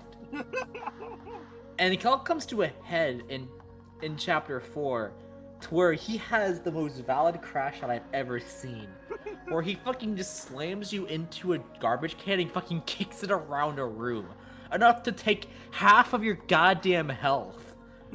And honestly, again, it is the most valid. If you, again, I want to fucking watch the sequence again, because it is the funniest fucking thing. In my opinion, I think it is like hilarious, because I think honestly, it is perfectly justified. Again, valid crash out. Valid crash out. Absolutely valid crash out. Perfectly justified, Dylan. Perfectly justified one. Like, hold on, I want to watch the crash out again. Always. Anyway. I'm making my own footage. Yeah, hold on, I'm going to say some things. I don't anyone here, I don't anyone's here right now, but even in the future, how you enjoying the stream? Comment below, say something now we can. I don't know who's here. We do these podcasts often when we have something like kind of good to talk about. We also have more general podcasts with just all the four of us, and even Winter too. Those happen rarely, mostly around holiday times, honestly. But these new podcasts are just mainly just when we want to talk about games and stuff or some event. And yeah. Or just like brainstorm something and have them like record it, but also just like for other people to see maybe. So we've done something very similar to this involving a what if that we were planning. But we're still gonna do something. We got distracted by another project. Yeah. Another project that's taking most of our attention in terms of writing stuff. So, which may happen eventually. I hope it happens soon. Yeah. We can't talk kind about of it. That's all I'll say about it right now. But it'll be real neat. Real neat, I think. We are currently writing stuff. And yeah. Back to Deltarune. Yeah, Chris valid crash out, I would think. And so like, and we see that like, yeah, Chris very much does not like. Okay, and I think even in the normal route, Chris does express certain dissatisfaction whenever you pick certain choices, and also because I think the biggest thing I like to point to is whenever you're in the hospital in Hometown, there is a piano that when you interact with it, because we of course see that like, Chris is known for being, he has good piano stuff, and of course that's what we see in chapter 4 whenever Chris is like, no, fuck you, I got this shit, and just goes off and plays the piano real fucking good. Like, again, that's actually Chris playing there. Like, no, the player is not doing shit there. The player don't know shit. And so, of course, like, whenever, like, Chris touches that piano, what happens is that. And whenever that happens, Chris apparently looks visually agitated. He looks pissed. Because he's like, what the fuck is your problem? You're going to disgrace my name like this? Like, cause Chris is goaded with the piano, dude, and he's like, "Are you fucking kidding me?" Well, maybe how would you And, like, feel if someone goes? I'm not saying I'm saying it's valid. I'm just saying that's how he feels. I would Actually, no. In general, yeah. How do you feel? Like, how would you feel? If, like someone was again, I would agree. I would agree with them. Like if like you were playing like, tier 2, right? But someone was controlling you and they were doing really bad. Like, how do you feel? like again, I would feel exactly like Chris. I would 100% be like, this is fucking retarded. Like, fuck this guy. This guy fucking sucks. And so like, that whole thing happens. Sometimes you can't see the screen. Actually, the funny thing is about that you can actually win that mini game. You can actually win the racing game. You have to do it play, but it's incredibly funny. It's where like if you have to press this, again, people have mapped out the inputs you need to do. There is unique dialogue for winning. But like, yeah, that is an incredibly funny sequence. If you don't know what we're talking about, there's a sequence in chapter 3 in which you like Susie's like, oh yeah, I want to play a racing game, and of course, from the perspective of the player camera, you can't see the TV, the screen of the game that's being played on. Now, of course, the initial reaction of most players is probably just to like, do nothing and watch the sequence play out. But then, of course, Susie has a line that's like, dude, you have to actually press buttons, my guy. Like, you have to actually press buttons, dude. And of course, that's a good chuckle. And then so you do it again, and then you start pressing random buttons. And then, of course, the next one of my favorite lines of dialogue Susie has is, dude, like you're not even looking at the screen. Because it's like fucking getting the player that's getting called out. Like, it's incredibly funny. Anyway, actually, back to the whole, like, Chris not entirely agreeing with, like, the player's choices. I think another point, like, is at the end of chapter 2, when Susie's talking about the festival, she asks, like, oh yeah, who would you bring to the festival? And basically, okay, most of the options, Chris says in a confused manner, like, he's like, really? You're really choosing them of all people? Like for instance, you say Ralph say, like, because of course Susie responds, don't say it like so confused or whatever. Like, it's like Chris himself is like, are you serious? Actually, what's actually funny is that the only one that he does not respond in a confused manner is actually Susie. Makes sense. And so, like, Chris actually may have a genuine appreciation towards Susie, which is actually kind of baller. When in retrospect, so that's neat. And so, that's fun. And so that's real interesting. So, but, yeah. So I think in the main story, Chris tolerates your actions, basically. Like, he's like okay with what you're doing. I mean, I think he'd prefer if he was the one doing it, but he's like, okay. He's good. He's good. They're good at heart. They're making connections with people or whatever, and also is absolutely good at a guitar. Because I imagine like during the fucking like sequence in chapter 3, we playing the guitar. He's like, oh shit, this guy's going off. Holy shit. Like, I imagine Chris has no idea how to actually play guitar like himself, but it's like, God, I'm glad this fucking guy knows how to do it. Like, holy shit, he's fucking struggling right now. Yeah. I love to imagine the internal dialogue that Chris is probably having with himself while doing that. It's like, God, this is crazy, man. He's fucking going crazy. Or if you're the one controlling, it's like, man, this guy fucking sucks. So if you don't know, during that sequence, my Apple memory, I just pulled a Susie and just spammed buttons. Although, unlike Susie, it wasn't actually funny. I do think because genuinely, whenever Susie just does random shit, it is the funniest thing. Because it's just like, you're like just this big like intro build. Also, the sound test is also incredibly funny because it's just like, yeah, very calm, it's just scales, and then just fucking just like a drum solo out of nowhere, and it's just so, and it's cool. And then like whenever she starts doing it in the beginning of Raise Up Your Bad, it's like, yeah, also crazy. So yeah. Yeah, I'm a big fan of the rhythm section in Deltarune. I thought they were real good games. So yeah. So yeah, Chris is very much at least satisfied, or at least like is okay with some of your options. But with Snowgrave and Moon Route, he is not happy with what you've done. Yeah. Like, and understandably so. Guys, you basically did absolutely a fucking like psychologically manipulated a childhood friend of his into doing something into doing actually committing murder almost. Which I would troll is him. incredibly fucking say mild trolling, you fucker. Don't fucking say that. Mild trolling. Mild trolling. Fuck off. But, and so yeah, Chris is very much like has his own opinions of the players of the player, I think. Based on their choices and all their actions, and yeah, I get it. It makes sense. And is valid for Chris to be thinking this way. Anyway. Now, okay.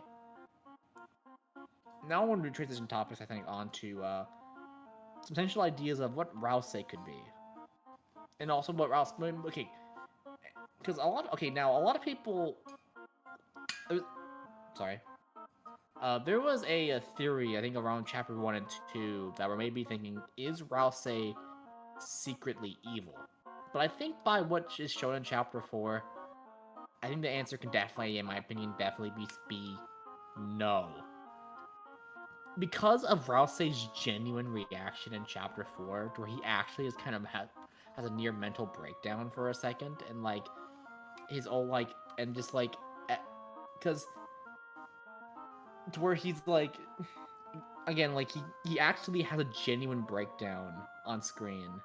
I justified one, I have to say, to where it's like, yeah, shit's getting real, and also what he tried, because he tries to prevent you, and because I don't know if this is just me and Jack definitely noticed whenever we played through chapters, especially chapter 4, is that Rouse kind of acts like a dickhead. It is very very out of characterly, kind of like very much like very dismissive almost, and which I think is honestly explained by Rouse wanting to just kind of like, you know, be ahead of Chris and Susie and try to like not have them see the prophecy accidentally. Because we know it's shown off a lot in chapter 4, and of course Susie accidentally saw the ending and was not happy about it, or at least like or was like determined that yeah, it wouldn't happen whatever it was. Now, I think I will say I think Susie actually did take whatever it was surprisingly well, because I imagine it's probably, okay, I'm gonna have a prediction of what she saw. It's probably some sort of sacrifice. Either one of the party members has to sacrifice themselves. Only like Hopefully it's about maybe Hopefully it's Birdling.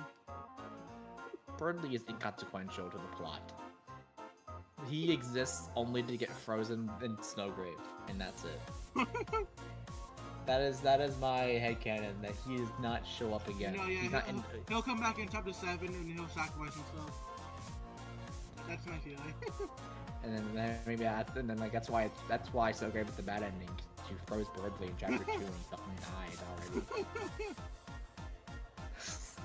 already. I mean, there is of course the funny headcanon that Chris and Susie actually have to do their project, which is why she's so upset about it. It's like, I'm not gonna let it happen. Chris won't let it happen. You definitely won't let it happen, right? Which, I mean, okay, that memes aside, that is incredibly funny. But yeah, memes aside, who is it? Who it could possibly be? It's somebody that Susie definitely cares about.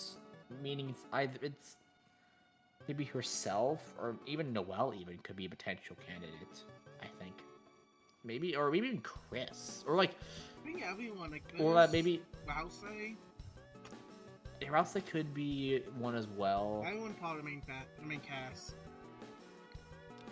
Yeah, because he very much said like Chris wouldn't let it happen, and I wouldn't let it happen, and you wouldn't let it happen either, right? Or whatever. Like, he's very much like, she very much is like, oh yeah, we wouldn't let it happen. Being it's very much tied to those three. It's an event that's definitely like, oh yeah, we wouldn't let this happen. Like, or like allow like to have it come to this decision or whatever. Again, it's been intentionally left vague so that we don't know what it is, because I mean, spoiling the ending is kind of cringe. You know? You know, as Gaster says in ABC 123 in Undertale, please have some respect and don't spoil a game. You know, as again, if you remember that line of dialogue from Undertale, I think which I feel like is definitely, which I mean, it's actually, because fun fact actually, I'm pretty sure like the Gaster talking sound that's placed in entry 17 is pulled from that sound file. So fun fact about that. So that actually is probably Gaster unironically telling you, hey, don't fucking spoil the game, dickhead. Like, unironically, that is probably him unironically saying that to us. Yeah. I'm gonna swap the game now. Like, yeah, it is very much like Gaster being like, don't fucking spoil my goddamn story, you dickhead. I worked hard on this. Yeah.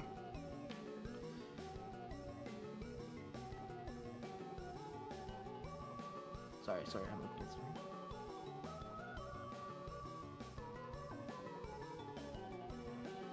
I will say, nothing, never mind. What? Nothing, I just hate, I just keep forgetting things about Sam. Well, gotta stop doing that. I will say, nothing. I will say absolutely nothing. Hmm.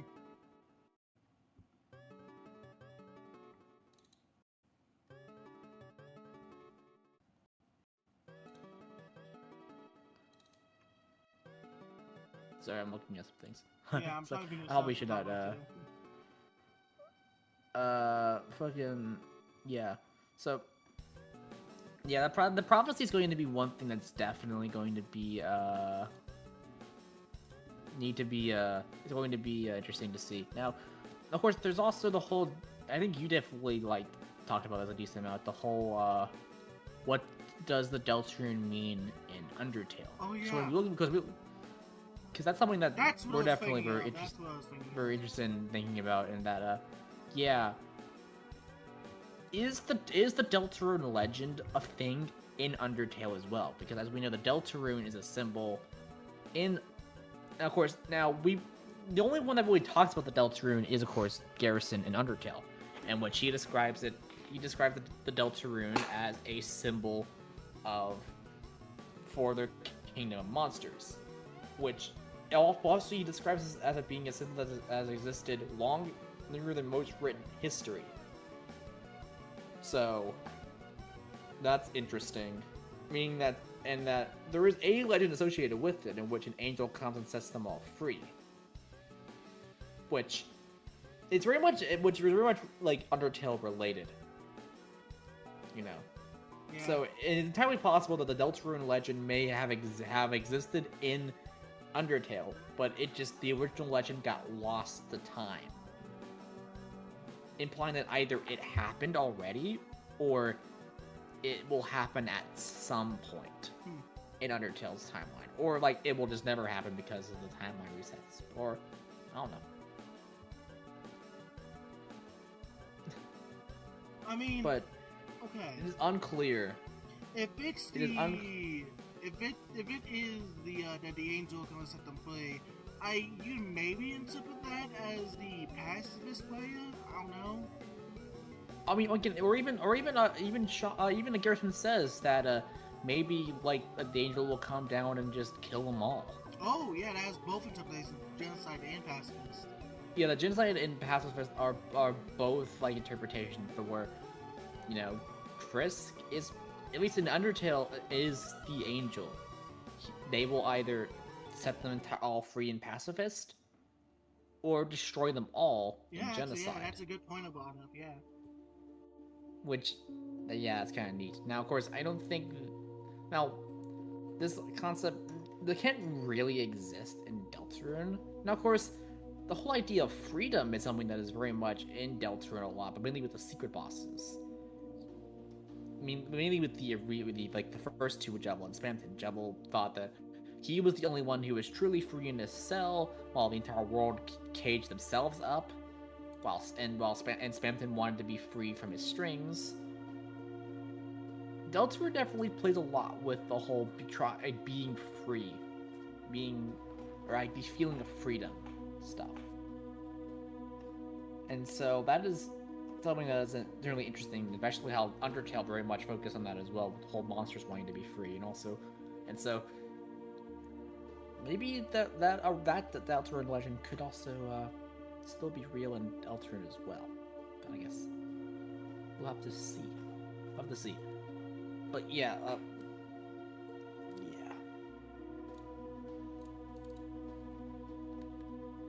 Sorry. So, I was poking around Undertale's browser for a second. I wanted to find the Gastrus theme file in Deltarune. Undertale, sorry. Anyway, yeah, sorry. But yeah, so Undertale very much, especially with the Gastrus stuff, definitely did try to tease Deltarune, as there's a lot of stuff that's very much like, okay, because I actually want to talk a little bit about some of the Gastrus stuff, and basically some of the hinting stuff, because I want to talk about Entry 17, actually, because Entry 17 is becoming surprisingly more relevant. Okay, if you don't know, Entry 17 is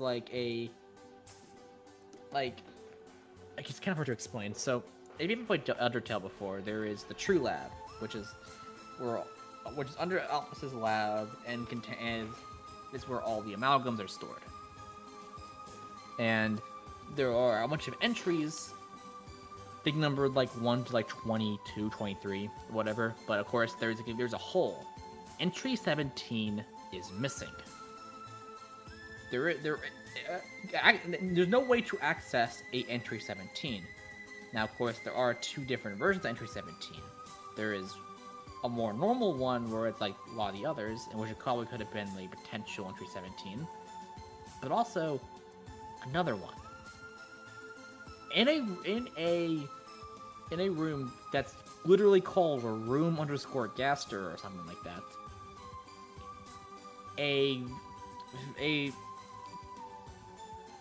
Basically in a black room with a bunch of winged characters popping up on screen, with of course with Muse _ Smile playing in the background, which is, if you don't know, the garbage sound from when you in Deltarune. Entry 17. I might get the Entry 17's transcript and read it out just in case.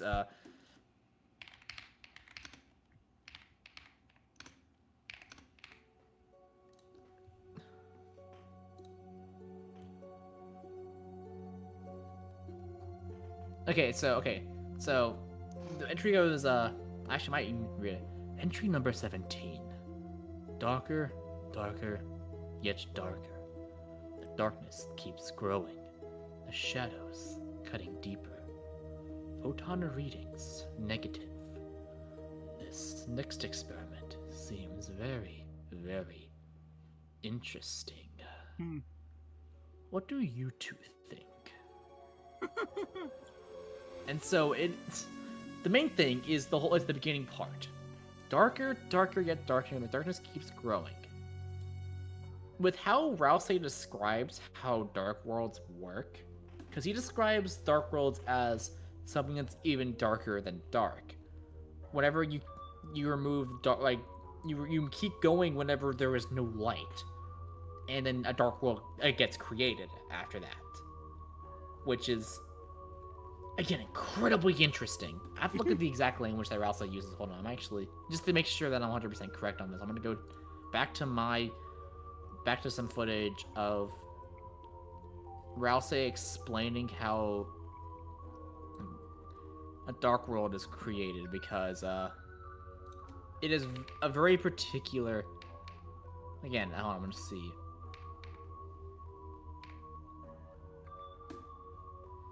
Light one's out, you see nothing. Of course, your mind cannot make anything of nothing.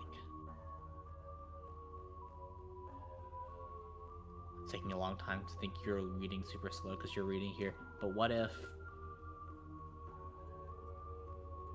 it became even darker? Darker than dark.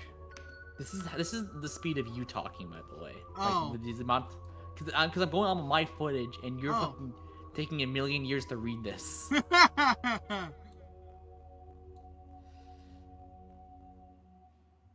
What if we could take away the light that wasn't there? I swear you And did wait, that segment. No, you did, because it was Ralsate saying it. I know, but there's one point you just took over for me because it was like really cool. Wasn't here. Well, you know what I'm talking about, right? The one moment. I think I know what you're talking about. I don't remember where though. I have to find it. It's during one of those like cutscene things. It might have been in chapter 2 when I was explaining the roaring. Oh yeah, probably that. It's I don't that. know another... Yeah, I don't remember another cutaway like that in chapter 3 or 4. Oh wait, sorry, sidetracked. But yeah, so yeah, Ralston described the Dark World being created as taking light that wasn't even there to begin with, thus creating something that's darker than dark. And towards Gaster here saying darker get darker, the darkness keeps growing. It's very much seems like a dark world. Now the next line, the shadows cutting deeper. Of course, it seems to be in relation to the whole thing of, you know, dark world or just darkness that's darker than dark. But something I noticed, I don't know if in chapter 4, the kind of the hymns that are sang at the church, a particular line that is in the hymns is very interesting.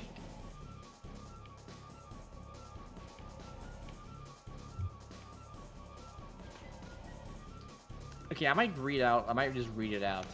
Heaven knows the stories that we've borne from our hearts, of the shadows cutting deep, and the heroes that saved us.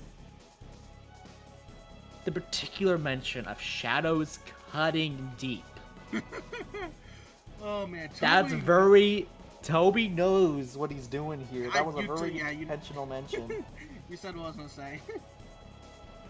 Toby knows what. Now then, of course, the next time photon reading is negative, just implying, you know, no dark, basically no light being involved. And then of course, then there's this. The next experiment will be very, very interesting. Meaning that whatever entry 17 is the precursor to something, to an experiment. The experiment probably could have been the whole what caused Gasser to be split across time and space or whatever. Or now, of course, there's could just be that it could just now. Of course, there's also the fact that maybe Gaster did not get split across time and space. It's entirely possible that Gaster went into a dark world but never came back. Because that's 100%. Because this whole darker get darker shit here in Entry 17 is, I think, entirely related to a dark world. He either created the idea of, either thought about getting to, because if we're doing the whole thing of entry 7 of the other entries in the True Lab being like a mixture of both Gaster and Alphys stuff. That Gaster originally did the determination experiments, but did not see the same results as Alphys because Gaster did not put as much determination into them. Again, you can watch what was the guy's name? The one video we watched. Yeah, Sock Muppet's video on the True Lab entries, because I think he did a really good job of explaining things in ways that I think is logical and explains things. I think some people might disagree with it, but I think I very much agree with it and how it's portrayed. But anyway, watch his video if you want to understand where I'm getting from this. But yeah, Gaster did the determination experiments earlier on, but did not go as far as Alphys, and saw no results and was like, oh yeah, whatever. But eventually went on to New Horizons, creating the core, probably. Now, of course, there's the whole, because the core is currently used as the, like, oh yeah, power of the entire underground, but maybe it's entirely possible that the core was originally made to try and access a dark world for whatever reason, to try and open up a portal to one, or just as a front to try and do this. Again, I think that I don't really have much evidence to really support this, really, because I mean, it is confirmed that Gaster did make the core. That was Gaster's one big contribution that still exists in Undertale. But it's very much, with Entry 17, it's very much, yeah, he very much is trying to get is finding a dark world here. Again, that whole, the darkness keeps growing, darker, yet darker. Like, that language describes a dark world. At least from how it's described by Rouse here. And this next experiment will be very, very interesting, meaning he'll probably try to, because I'm assuming here he's just defining what it is, and the next experiment might actually be try to do the creation of one. And maybe either that's whenever things went wrong for Gaster and he got split across time and space, or he succeeded and left forever and no one saw him again.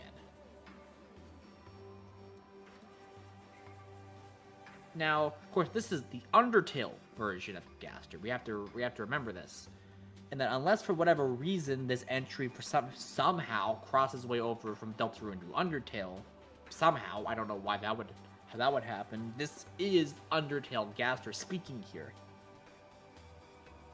and of course, Dark Worlds being real in Undertale implies the existence of the Deltarune legend, meaning that the Deltarune legend could either still be real or not fulfilled yet. Or maybe another idea that the Deltarune legend could maybe happen multiple times, because as kind of shown, the Deltarune legend just exists, and either up until now it's either it happens a few times, like you have to like, or it just happened once, but it just hadn't happened yet in Deltarune timeline or whatever. Like, it's just now starting to happen. But it could be possible that the Deltarune legend in Undertale has already happened, or maybe Gaster was to be the one to kick it off. Maybe. Or at least this version of it. But again, he very much, I think, found a dark world, or at least the idea of a dark world. And I think managed to prove their existence. Yeah. So, and in the experiment, this experiment that he mentions here is very much maybe to try to access them. And so, yeah. Really interesting. Yes. Gee, that's exactly what he uses. So, yeah. Now, of course, Entry 17 is very distinct from the rest. I hope I should put somewhere else. Sorry about that. That was really loud for you. Sorry. But yeah. Yeah, Entry 17 is a very peculiar part of Undertale. Because again, I think it's the only time in Undertale that which we actually see Gaster speak. And of course, his iconic use of wingdings. And of course, it is found in a room called room_Gaster or whatever. And so yeah, it's 100. This is again a confirmed Gaster dialogue here. And of course, the dialogue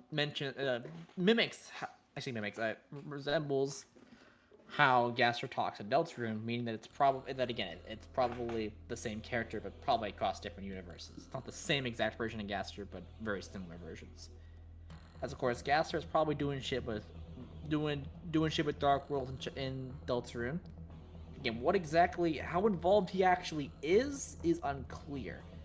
As again, like I mentioned earlier, we don't entirely know if he's just a spectator or if he's actually orchestrating all the events himself. Because I don't think Gaster is this all-powerful being. I don't think he is. And of course, people are like, I think he's pulling the strings a little bit, but like not as much as some people would think he is. I think I want to like maybe scale back a little bit like Gaster's involvement with certain things, because I don't think he orchestrated. I think the Knight is acting on maybe their own higher power. That's not Gaster. And that maybe Gaster figured this out and maybe or was experimenting with some things, and the Deltarune legend is kind of, because I mean, I think the thing is the way Gaster talks, especially in Data Chapter 4, where he's actually, I can pull up the exact dialogue that he uses. Just so I don't misquote him. It'd be amazing if somehow Toby Fox saw us stream and he saw us nail his game perfectly. Like, this is like, we were 100% right about everything. I hope he doesn't pull a Scott Cawthon and change shit because of it. I'm joking, but... yeah. It'd be crazy if we somehow managed to... Yeah, well done. You've reached the halfway mark has been obtained, but it's... been obtained. But it is still waiting. How much longer now? My Deltarune. Yeah, it's that my Deltarune. Implying that it's his. like that way he describes my Deltarune. Because I'm pretty sure that's Gaster speaking. It absolutely has to be. It just makes sense for it to be like my Deltarune. Like, come on. Like, what does that mean? There's something. Okay, I just thought something I want to talk about. Okay, I'm gonna have to talk about Half-Life for a second, but I'll promise I'll bring it back. Half-Life in your my Deltarune stream? Are you kidding me? I'll promise I'll bring it back to Deltarune. And this might not make sense. That might be kind of dumb, but there's this Half-Life theory, right, where the G-Man is basically a Valve self-insert. It is Valve. G-Man is Valve and stuff. So my theory is that maybe Gaster is Toby. Would like to do. I don't think he is. I mean, I think maybe a little bit. I think maybe, like, in this spot, you might be able to argue, because he's like, oh yeah, you reached the halfway point, but oh yeah, how much longer for it to be done? My Deltarune. And then, of course, right after it reveals to be Titanium Chapter 5, 2026. So, like, kind of like answers his own question, how much longer to wait until the next part. You can maybe argue there, but I think in every other instance... It's just something interesting I thought of, because it's an interesting theory for Half-Life that, and we're not here to talk about Half-Life, we're here to talk about that theory, maybe in the first stream, but it'd be interesting if it would maybe work for Deltarune. Just something small to talk about.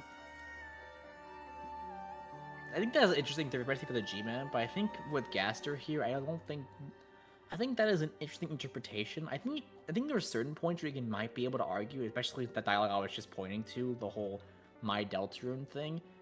Does very much feel like Toby a little bit, but again, I think the rest of it, though, is very much like, I don't think so. We'll know if it's Toby, but we know why dog appears. Yeah, the white dog is usually, Toby's self-insert, and he's used it to great effect in Deltarune so far, so... I think he's very much like has it a very certain way for a reason. Because again, I think he even had a moment to where it was like I think it was like, I don't know when it was, but where it was talking about how like a little white dog was programming a game on the computer in the computer lab in the library. Kind of reference to himself. So again, Gaster is it's a very particular. It's very weird. Who placed? What the fuck? What? sorry. Didn't he kill Blaine? Jack posted a 9-town for some reason. Oh, you did? I'll soon hold on. Don't post anything else.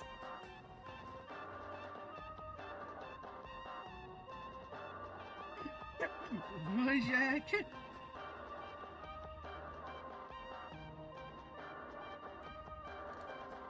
Huh. Interesting. Yeah, interesting indeed.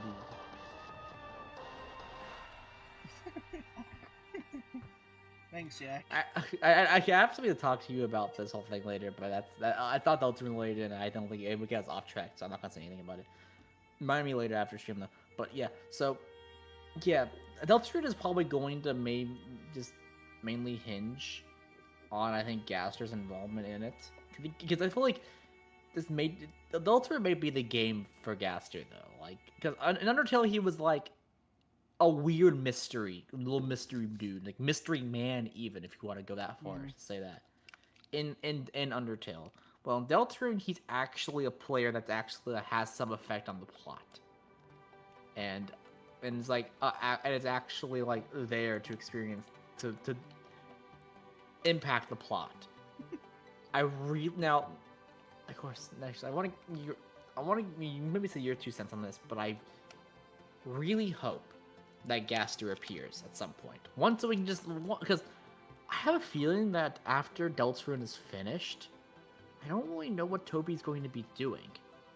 Like, I don't. This may because I fully perceive Deltarune as Toby's magnum opus. I feel like, Yeah. and that I don't think he'll really be doing much game development after this. He'll still be doing some small things maybe, but I just don't think he'll be making a game Deltarune, he's post Deltarune. After Deltarune, he's actually gonna get hired by Valve, and he's actually gonna be the main spearhead behind Half My Free. I swear to fucking God. You say that, but I feel like it's entirely possible that this could just be real. Yeah, I don't know what Toby's gonna end up doing after Deltarune. I don't know if he even knows, because I imagine I don't know. I can't really say what Toby's thinking or what his plans are after Deltarune, because Deltarune is if you don't know, Deltarune is the game that he kind of always wanted to make for a long time. Because again, I think it was like 2011, 2012, the ending of this game came to him in a fucking fever dream, apparently. And he wanted to write the game, and the ending that he imagined in that dream, he wanted to write the game for that ending. And that's what Deltarune is I'm pretty sure is that game. And so I would like to see what the fuck this ending is, because like I can relate to Toby in a lot of ways when it comes to like having this idea and not quite sure if you're going to be able to like act on this idea that you thought of, and so Toby being able to actually do this and also like have it be fully sick, for one, like having people legitimately like be excited for it, because I think I've seen universally that, because I hate to get kind of meta here with the gaming industry right now, but most people are not really excited over new games nowadays, it feels like. Yeah. I mean, sure, some people, there's certain things, but like whenever a new game gets announced, people are just kind of like, oh yeah, whatever, and like especially when like the bigger the game, it seems like the more people don't seem to be excited about it, which honestly is fair, because I mean, they cultivated that environment, and so that's just how it be. No one's excited for the new COD anymore. The new Call of Duty. Yeah, stuff like that. But I've seen universally that everyone is excited was piped for Deltarune, which honestly, like, and also the fact everyone was so hyped that Steam broke whenever fucking the game came out. Like, unironically, Steam could not handle the amount of people wanting to play Deltarune. Yes, yeah. Fun fact about that: Gabe Newell had to go in and fix the servers himself. Like, What? What's going on? A weird white dog released the game everyone wants to play? Damn, I kind of respect it, actually. Yeah, And so he waved his knives around and got the servers back to work again. Yeah. No fun fact, by the way. Just no fun. Just no fun fact. You know, it's a little funny. Yeah, Michael was there. That's why he knows. Michael watched it happen. Michael watched from his little Linux PC as it happened. But yeah, I tried to access Steam and it was down. Yeah, so that, and I've heard consistently people say that yeah, Deltarune is like one game that genuinely they're like extremely excited for, like they were extremely hyped for whenever like the release they got revealed, because like it honestly came out of the blue. I'll be real, like a random fucking Nintendo Direct, and there was like, oh yeah, by the way, Deltarune, like crazy.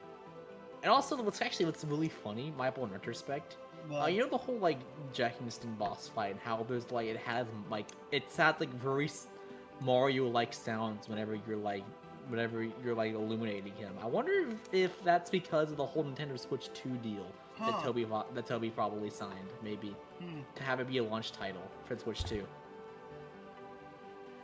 I wonder if that inspired him to make Jack Winston sound like Mario.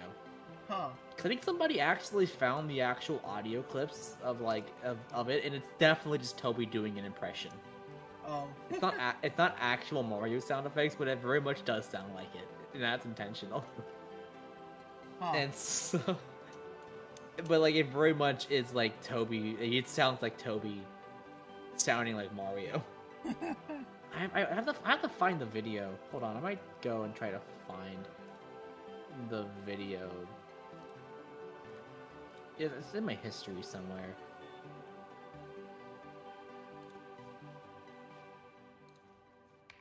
Can't wait to turn on the game where we kill Sans. Can't wait for it. But right before we actually do kill him, he gets stuck into a portal. We don't know. He uses this little machine, and he goes to he escapes the Undertale.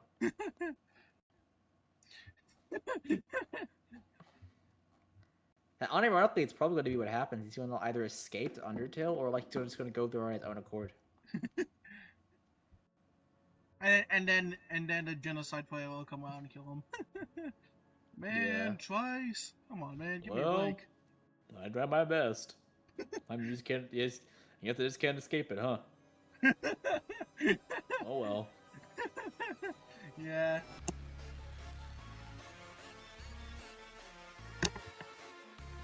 You are taking too long. I will say though, if you want to know the best gag from chapters 3 and 4, it has to be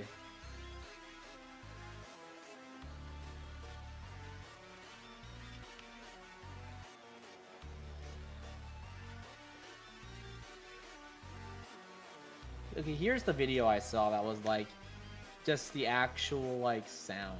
There's the slowed down version, then there's like the actual like normal sounding version.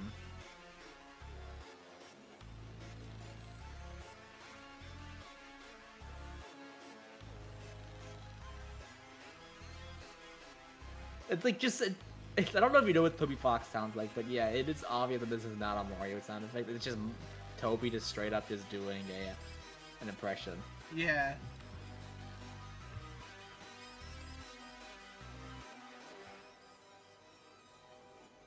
It's like this, and so it is incredibly funny that like Nintendo made Deltarune a launch title for Switch 2, and Toby Fox really felt comfortable doing this. So I wonder if it's got a Nintendo blessing or how they felt about this. Because this is definitely just out of nowhere. Which honestly...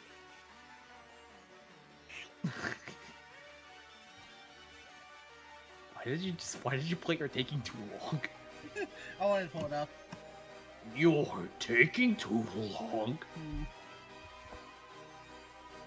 Also, actually, another bit I really actually enjoyed is the water cooler. The water cooler as The water cooler is on. Okay, I actually discovered like what's even funny about the water cooler, and what's even funnier about. Okay, so the water cooler in chapter 3. What's even funnier about it is that you enter the room to the water cooler, and then if you walk back out, both of the entrances, both of the exits, like you walk into the room, you walk out, both of the ways forward get blocked by other water coolers. Uh-oh. And then whenever you enter back into the room and then enter back out, they get closer every time. I never noticed that because I immediately just ran towards the water cooler and got into a fight with it. Oh, actually, I want to see my reaction to the water. Actually, I want to see my reaction to the water cooler again.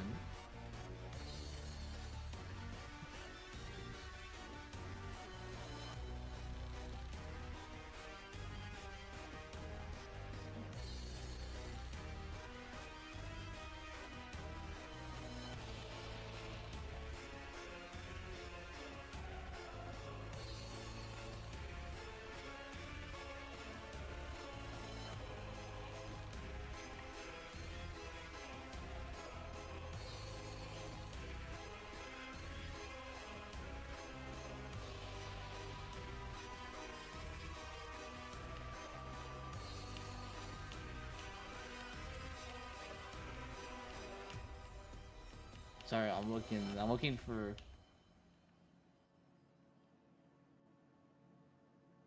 That's it.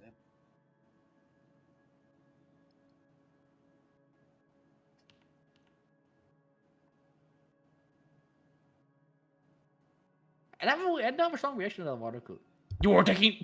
Shut up, man. Whatever. I'll look at it later. I understand. I got distracted. I'm sorry. But yeah, the water cooler as an idea is an extremely funny one. Yeah. And just okay, I will say for the people who are having trouble with the water cooler, just get good, man. I don't know what to tell you. Like it's a surprise encounter. I have to agree. But like, come on, it's a water cooler. It's not that big of a deal. Like, it has one attack. It's just a water cooler, he says. It is just the water cooler. Like, you cannot seriously tell me that you genuinely died on the water cooler. I understand for the funny jokes, it's funny to make the funny images, like, did it beat the night? Chris, that was water cooler. Like, funny, haha, but no one, genuinely, I don't, if you died against water cooler, you gotta really fucking rethink yourself, dude. Like, let's be real. Like, Michael, you are excused because you're bad. And you admit to yourself you're bad. But you cannot call yourself a decent Deltarune like Undertale player if you died against water cooler. Alright? But let's be real. Anyway, so actually, I think we're going for about 2 hours. Yeah. I might actually be down to wrap up here in a minute, actually. I think I've gone through a lot of what I wanted to talk about, I think. I've been also thinking about what you've been wanting, what you were talking about in the past before, too. I mean, I think I've kind of gone through a lot of what I wanted to talk about, and I think 2 hours is a decent amount of time. I think that might be. Actually, okay. What about the So okay, well, what about the Steve appearing in Chapter 5 feeling? Anything to say about that? Interesting. He says, "I am Steve." Yeah, he shows up and he goes, and just thinks he's like, "Who the hell are you?" I am Steve. Like, holy man, I want to stay real. I'm just like, just soon he's like, "Who the hell is this guy?" I am Steve. I can't wait to have the lava chicken as an item you can get. I can't wait to get Minecraft Diamond Sword as an item for Chris. Yeah, no, yeah, Steve is actually gonna be the next secret boss. Yeah, it's gonna be the next secret boss. You don't seem to understand. The overworld isn't yours to conquer. The Nether. So yeah, the next dark world we're going to is actually not. Yeah, the next world's gonna be. It's gonna be the Nether. Yeah, it's gonna be the overworld. It's like a dark world. We're going to the overworld. Yeah. Yeah, this is gonna.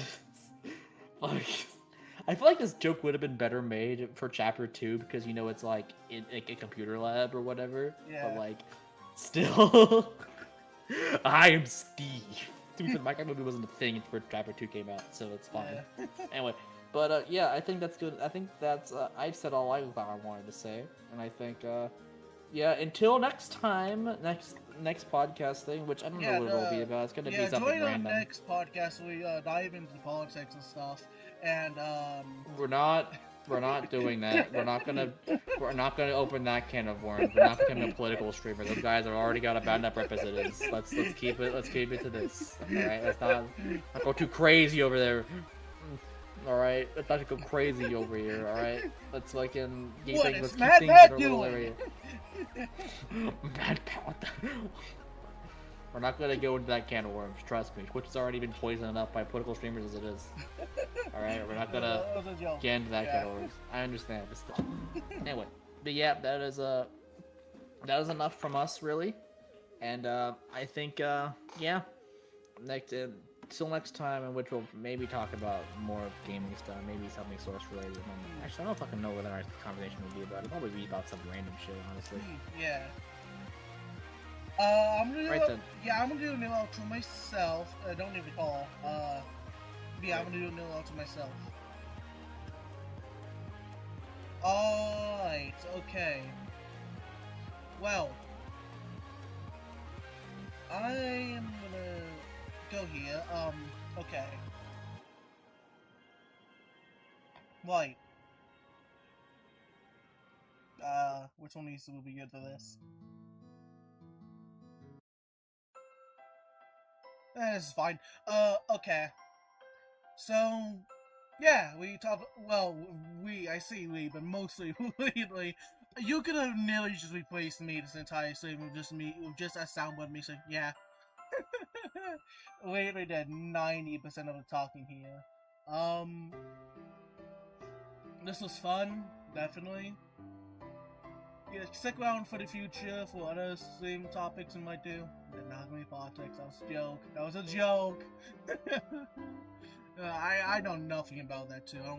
I live in a cave, about 10 miles on the ground. There's special Wi-Fi wiring, and I don't know anything about the outside world.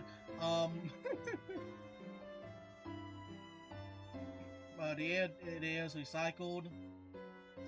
Same for there, you know. Anyways, yeah. This is a fun stream. Fun stream, definitely.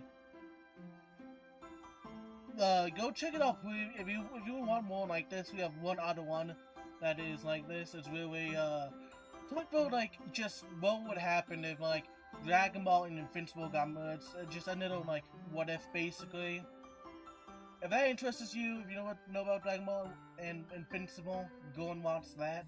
We start doing things on what planets would do what species would do what, the interactions between the Viltrumite Empire and the Frieza Empire, and just what would all happen with that. So if that interests you, go check out that stream. It is on the Pain Train Collective Streams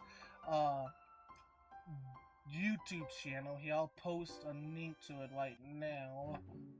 So probably definitely that in here too, but into Twitch. But yeah, if you're already watching on YouTube, then just go to this channel and all, and yeah, you should be able to find it. It's a pretty cool stream. Again, if you like Dragon Ball Invincible, it's also pretty good. It's probably been better. It might have been better set up than even this. But yeah, I'm gonna post a link to it on Twitch. Hopefully you like it.